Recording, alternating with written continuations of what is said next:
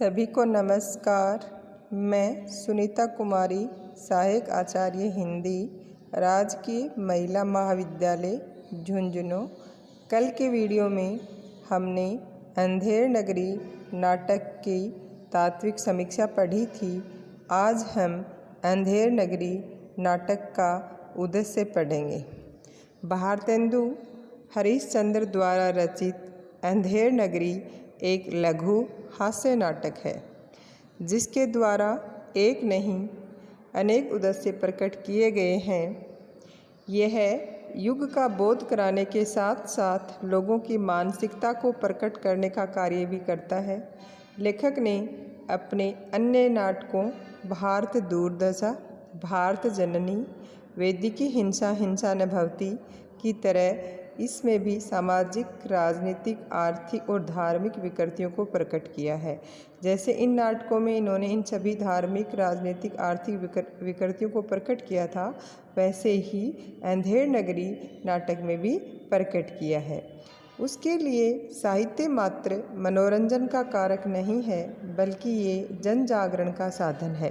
यानी कि साहित्य से मनोरंजन ही नहीं होता है, बल्कि लोगों में जागृति भी आती है, ये उनका मानना था। ये जनता को कर्तव्य बोध की ओर प्रवृत्त करता है, उसे समाज सुधार की दिशा दिखाता है तथा दायित्व का एहसास कराता है। इसलिए भारतेंदु को नई चेतना जगाने वाला वैतालिक माना जाता है। अंधेर नगरी में प्रमुख रूप से जिन उद्देश्यों को प्रस्तुत करने का प्रयत्न किया गया है वो निम्नलिखित हैं। अंधेर नगरी नाटक के उद्देश्य हैं सामाजिक विकृति का चित्रण, नारी भावना, अंधविश्वास का चित्रण, प्रशासन का दुष्चक्र चित्रण, सामाजिक मूल्यों के हनन का चित्रण, अंग्रेज शासन का विरोध, व्यवस्था में अव्यवस्था का चित्रण, जाति वर्ग का पतन आदि अंधेर नगरी नाटक के उद्देश्य हैं। अब हम सबसे पहले सामाजिक विकृति चित्रण पढ़ेंगे।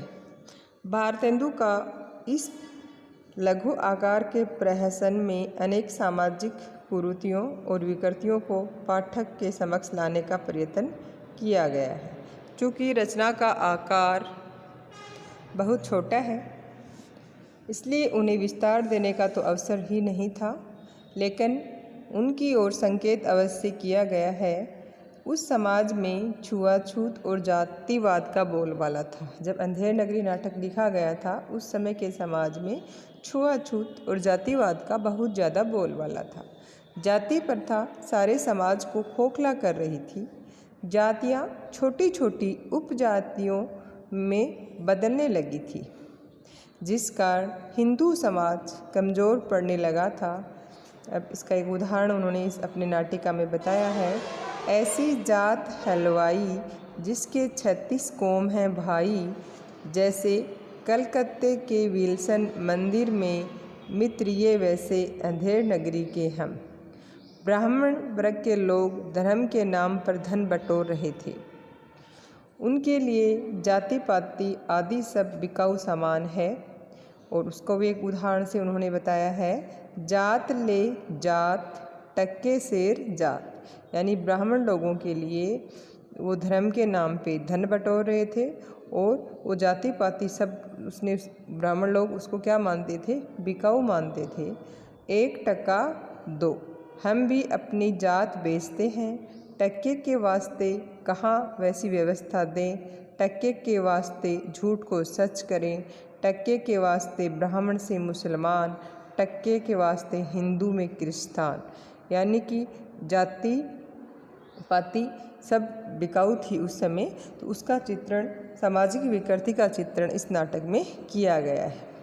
टक्के के वास्ते धर्म और प्रतिष्ठा दोनों बेचे, टक्के के वास्ते झूठी गवाही दे। कहने का मतलब है ब्राह्मण वर्ग और शिक्षा और धर्म के लिए काम न करके भीख मांगते हैं और उन्हें ऐसा करते हुए कोई शर्म लाज नहीं आती। चौपट राजा की अंधेर नगरी को देखकर महंत जी अपने चेलों को भीख मांगने की प्रेरणा देते हैं, न कि समाज और जाति के लिए सार्थक कार्य करने की। महंत जी समझ जाते हैं।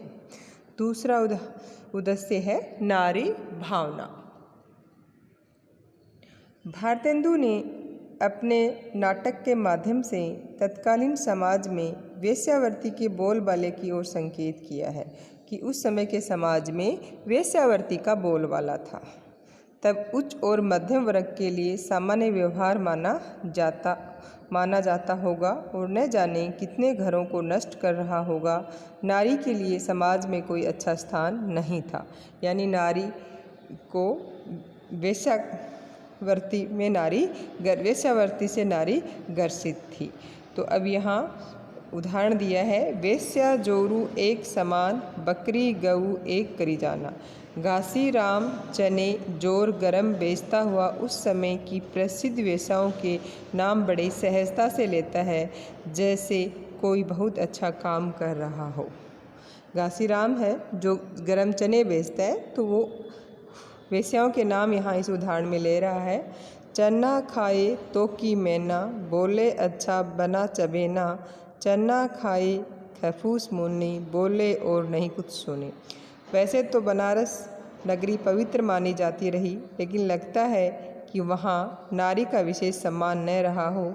वहाँ की दाल मंडी वेश्याओं का अड्डा था। तो यानी नारी को यहाँ वेश्यावृत्ति में ग्रसित कर दिया गया था।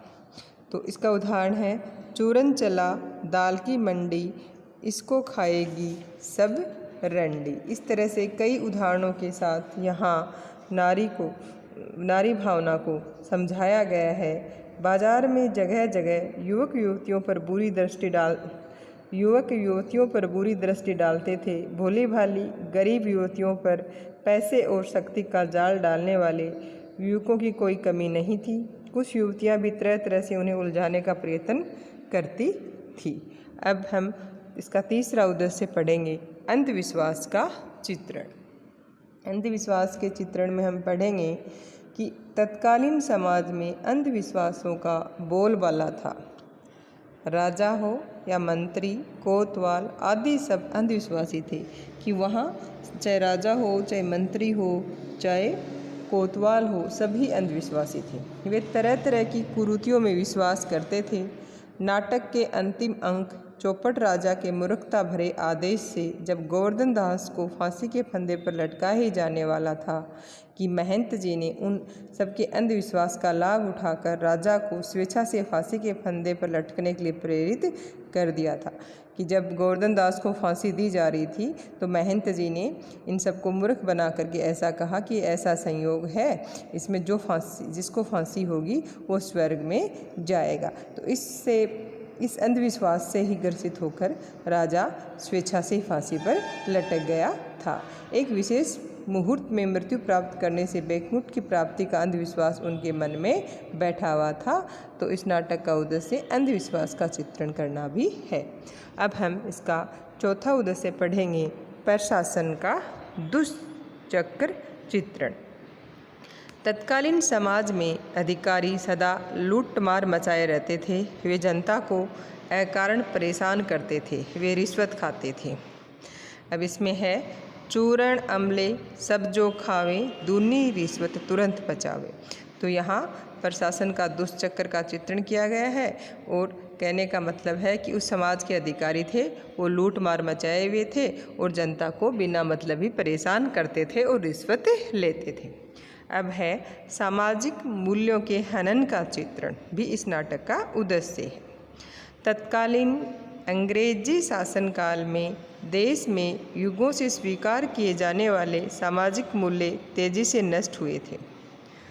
तब पाप पुण्य, सद असद, सदाचार दुराचार और अपराधी निरपराधी में कोई भी अंतर नहीं रहा था, क्योंकि शासन भ्रष्टाचारी था और वह सबको एक ही लाठी से हाँकना चाहता था।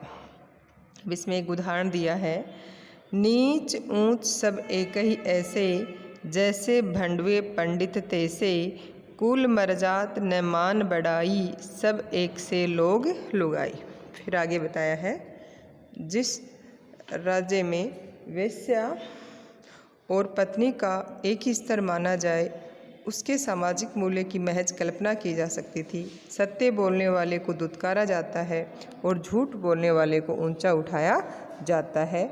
मनुष्य की करनी और कथनी में अंतर है। बाहर से वह सभ्य तो भीतर से क्रूर और अत्याचारी हैं।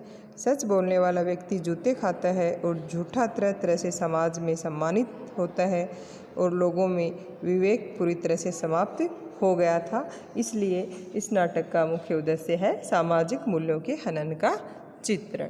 अब है अंग्रेजी शासन का विरोध भी इस नाटक का उद्देश्य रहा है। भारतेंदु ने प्रतिकूल तत्कालीन परिस्थितियों के कारण खुले स्वर में अंग्रेज सरकार का विरोध तो नहीं किया, लेकिन अपने साहित्य के माध्यम से बार बार इसकी ओर संकेत अवश्य किया है। वह सरकार लोगों को परेशान करती थी, उसके अधिकारी जनता को लूटते थे और वे लोगों के पैसे से अपने घर भर रहे थे। अंग्रेज अपनी नीतियों से धीरे धीरे सारे देश में फैलते जा रहे थे। चूरन साहब लोग जो खाता सारा हजम कर जाता, इस उदाहरण के माध्यम से उन्होंने अंग्रेज शासन का विरोध समझाया है। अब है व्यवस्था में अव्यवस्था चित्र। तत्कालीन समाज में अधिकारी वर्ग भ्रष्ट था।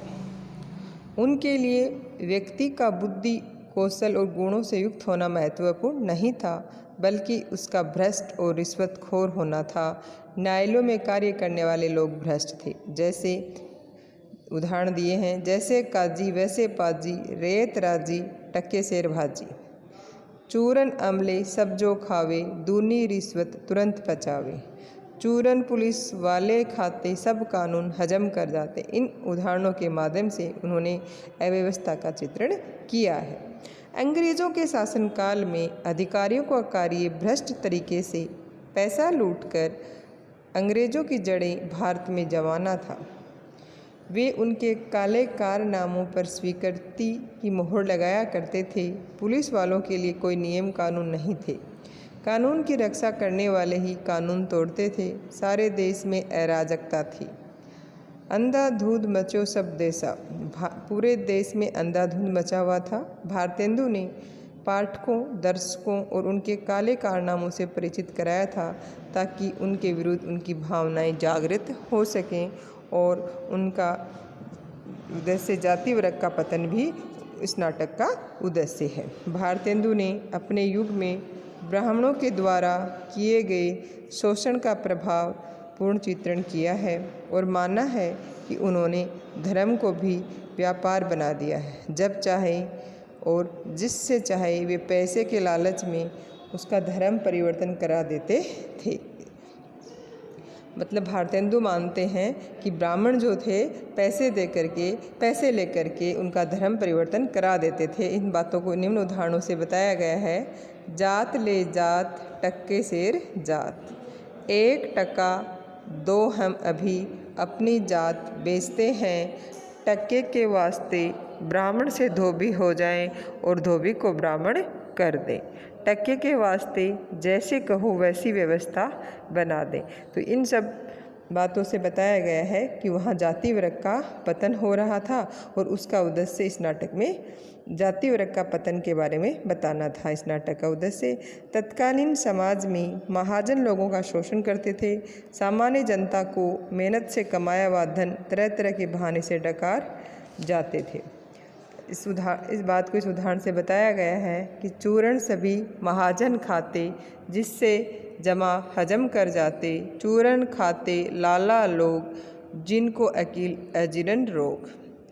वास्तव में भारतेंदु युग दृष्टा थे। उन्होंने अंधेर नगरी में तत्कालीन समाज, सामयिक विचार, युगीन चेतना, जन आकांक्षा और राष्ट्रीय भावना को चित्रित किया था।